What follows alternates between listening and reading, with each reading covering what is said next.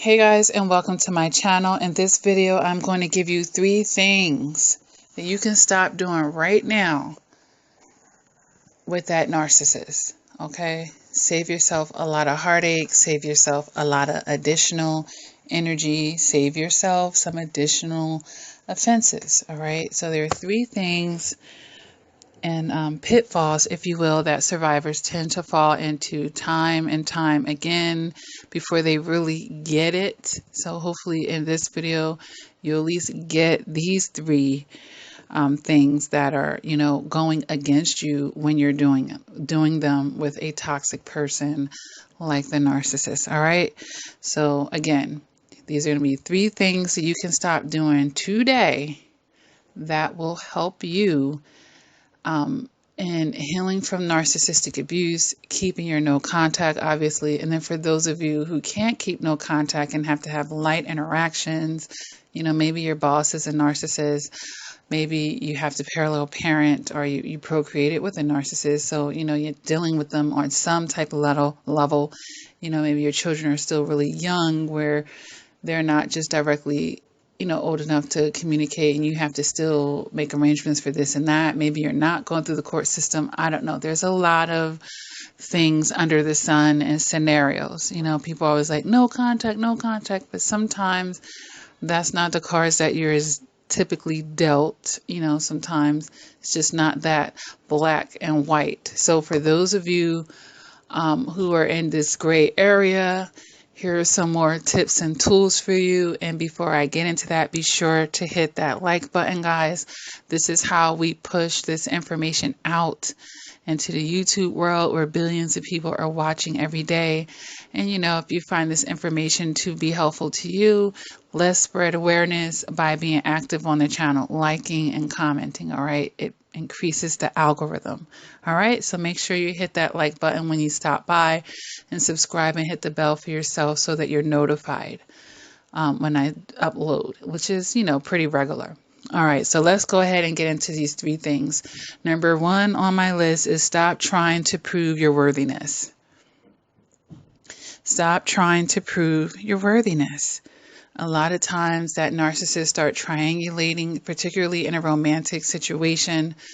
Triangulating meaning they have someone else that they're dealing with, and that might make you want to go harder. So in essence, you're rewarding someone now. Oh, you're cheating on me. Oh, you're entertaining someone else. Oh no, I'm losing your attention. This is how you're feeling in your emotional immaturity. Okay. And then it's like, okay, well, I'm going to go harder. I'm going to show him who's the better man or woman, or, if it's a woman, who's a better man, heterosexual, homosexual, whatever the case may be at this time. Okay.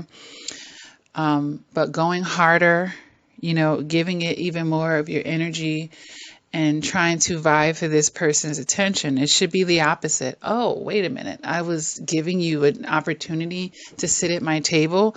I was giving you an opportunity to be special in my life. I was giving you the opportunity to get close to me, and you take that opportunity and try to bring someone else into the picture and play these remedial, even manipulative games. That person should be disqualified at that time and forevermore. They should be disqualified, guys.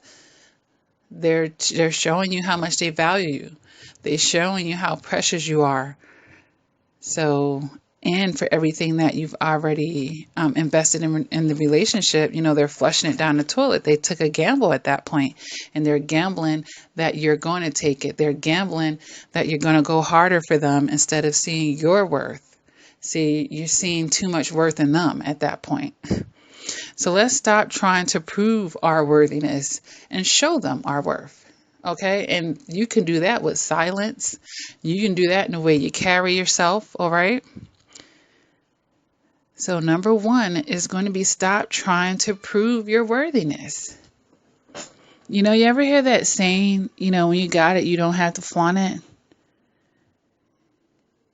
That's true. You know, you can have a silenced confidence. You ain't got to tell somebody I'm the ish. You ain't got to tell them I'm no nonsense. You ain't even really got to have those conversations with a person, because as soon as they cross your boundaries or they do something that's out of line, they're going to feel it with your reaction to that. When you respond to it, they're going to feel that, and they're going to know that you're not a joke. So at that point, they know that they're trying to play you. Either they're going to try to act like they're never going to do it again, knowing that they will, or they're going to move on to the next target because, you know what, this isn't going to be as easy as I thought. And you know what, I know I don't even want to put energy into being the caliber of person this person wants me to appear to be, because that's all I can do is try to appear to be that way. That is way too much work. I'm going to go on to an easier target. And then that's what's going to happen at that point. But if you're constantly trying to prove your worthiness, you're then actually doing the opposite. You're proving how unworthy you are. Okay, because if something is so valuable, it definitely don't have to be bending over backwards for something else. That is giving it something that isn't even minimally equivalent to the value of. All right, so stop trying to prove your worthiness. When you're doing that, you're actually doing the opposite. You're devaluing yourself along with them devaluing you by exposing you into a situation that then you continue to place yourself into. See, they're exposing you to these situations, but then you're allowing yourself to be placed into it now, because you're standing in it and you're trying to resist against what they're showing you right in front of your face, which is, I don't value you. You're not worthy. You're not as worthy as you think. Not in their eyes, you know. So let's stop trying to prove our worthiness, guys. Number 2, stop taking them back. Stop taking them back. How many chances does a person get to disrespect you? How many chances do they get, guys? And I've heard everything under the sun. But when that trauma bond is so tight, and the addiction to the relationship and the addiction to that dysfunction is so high, survivors fall into the trap of taking them back over and over and over again. And the previous offenses and scars and wounds haven't even healed, of course. So they're already raw. You know, it's like having that 3rd-degree burn, but you're allowing someone to come towards you and burn that spot again. You know, you end up with an overkill at that point. And that's a horrible, horrible injury to heal from on top of that. And then you feel like that whatever got burnt will never be the same again. So, you know, there's consequences to it, guys. It's consequences. But even beyond the consequences, in our logic, ask that question. How many times do people get to disrespect you, get to cross your boundaries, get to not show up for you, get to take advantage of you, get to lie and manipulate you? How many chances do they get to do that when they clearly haven't changed? How many chances then will they continue to get? And what does that do for you? And what does that set you up for?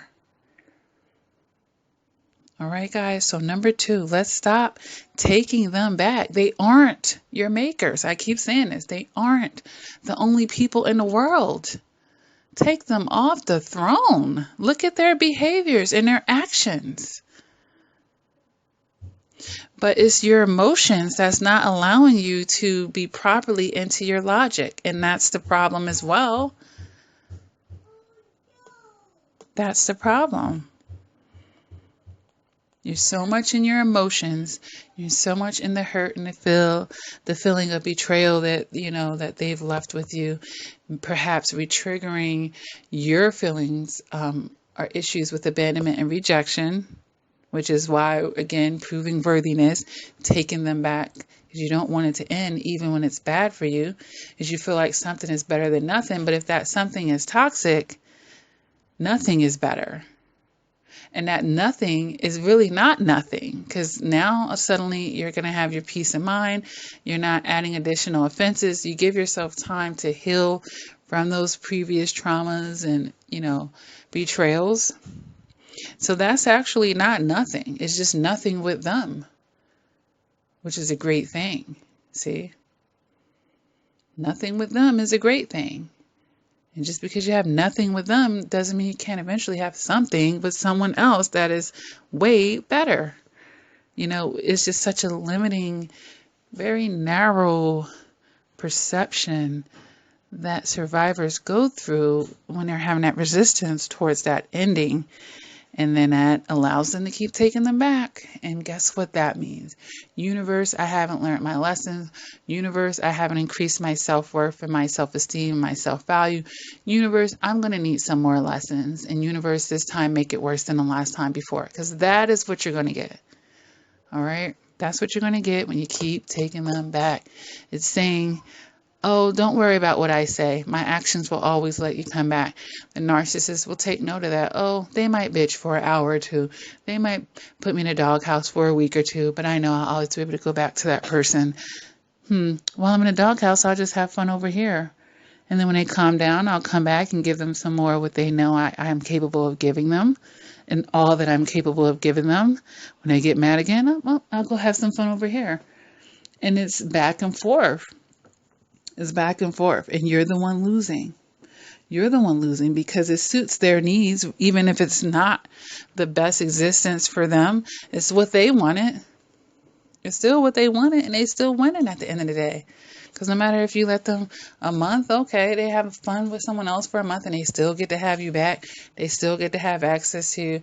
You're still back doing the same thing eventually. They still won in that case. So number 2. Other things that we need to stop doing. Stop taking them back.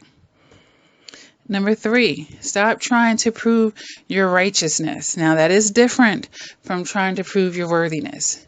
The worthiness thing is trying to prove that you deserve their attention, that you deserve to sit at their crappy table that's like lopsided and missing. If they might even have, the narcissist might not even have a table, but you just want to be in their energy because you have abandonment and rejection issues and standing on your own 2 feet and standing in your own company, chances are, So trying to prove righteousness means trying to prove a point and have a narcissist see where they're wrong and you have some validity. You're making some sense. You try to think you're in your logic when you're doing this, and perhaps you're saying something that's logical. Yes, you're pointing out the obvious. Hey, it was wrong for you to cheat on me. It was wrong for you to steal to me. It was wrong for you to lie to me. But trying to prove that to someone who has 0 moral compasses, to someone who has no empathy, therefore they don't feel bad for what they're doing. You can talk until you're blue in the face with a person like this, and you would have wasted every ounce of your energy. And that's why that has to be on the number 3 on my list to stop doing. Stop trying to prove your righteousness to someone who's unrighteous and that doesn't want to be righteous. See, wanting to appear to be righteous is certainly different from actually wanting to be righteous. See, when you want to appear righteous, you may do something that it seemingly looks to be righteous with unrighteous motives and ulterior motives, and agendas, whatever. And that is why, it's going to crumble. That is why they can't consistently keep doing it. So trying to get an unrighteous person to see that doesn't want to see it, that's not ready to receive that message, it's not going to be fruitful. So don't waste your energy at a certain point in a relationship trying to get the narcissist to see the error of their ways. They know what they're doing. To them, it's out of survival. To them, it's a necessity. And to them, because you took them back so many times, how bad can they feel for you in their own logic? They're not going to feel that bad. They're going to feel like, oh, well, you knew. I already showed you before. And even if it's the first time that they're doing it, if it's the first time that they're doing it, it's a test. Are you going to pass it or fail it by allowing them to get away with it, by, turning the other cheek? That's going to be up to you. All right. So let's just recap those 3 things again that you need to stop doing with this narcissist today. It's my suggestions. All right. Number one, you're going to stop trying to prove your worthiness. Number two, you're going to stop taking them back. And number three, stop trying to prove your righteousness. All right. If this video resonates with you, go ahead and hit the like button. Feel free to subscribe to my channel. Check out my description for the things that I have going on, the support group that I run on Facebook, the private one-on-one coaching that you can get from me via over the phone, Skyping, FaceTime, WhatsApp, email coaching, all types of things you can see on my website, LakiaCrawford.com. All right, and Patreon, I have monthly memberships starting at $14.99, and actually you can come in and pledge anything just to help the channel. It helps me be able to produce that much more video and content, and it's a great way to support the channel as well. And you can get some bang for your support starting from the $14.99 level. You will get something back for those monthly contributions to the channel, and it's ways to get coaching. So if you've been financially abused by the narcissist, go to Patreon. It's a great way to get coaching without having to pay all the full fees right up front. You're just paying a little bit per month, and it gets you some perks. All right. So that's a word of advice for those of you who may be on hard times and have been wanting to get coaching. Other than that, feel free to go to my website. You can schedule your appointment right there. I have bundles where you purchase multiple sessions and save. So many things going on, guys. I've written 4 books that you may be interested in. Check them out on my website. They're available on Amazon and Barnes & Nobles as well, in ebook and hard copy. So you can make your choices with that too. All right, guys. So hopefully, we can stop doing these 3 things. It would take you far. These are 3 big dogs right here. You get control over this, you'll be doing a lot for yourself. All right, guys, feel free to leave some comments down there if you've had problems with this, or you learned how to stop doing this, or any other things that you think people should stop doing. Hey, put that down there in the comments as well. All right, guys, thank you for listening, and until next time, guys, never give up on yourself. Keep doing the work, of course, and until next time, please take care.